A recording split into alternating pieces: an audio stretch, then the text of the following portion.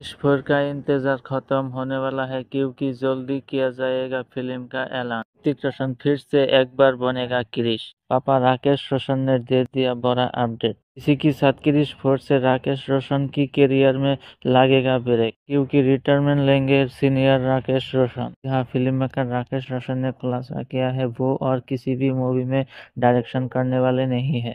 उन्होंने और भी कहता है कि क्रिश 4 मेरा बैनर से बनेगा लेकिन इस मूवी में मैं डायरेक्शन करने वाला नहीं हूँ और क्रिश 4 का जल्दी ही मैं अनाउंस करने वाला हूँ।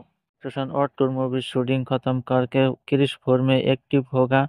फिलहाल मूवी रिलीज होने का कोई अपडेट नहीं आया है। बैंग मूवी का डायरेक्टर सिद्धार्थ आनंद ने नया साल में क्रिश 4 डायरेक्शन करने वाला है ऐसा ही प्लान चल रहा है। फिलहाल मूवी रिलीज होने का कोई अपडेट नहीं आया है।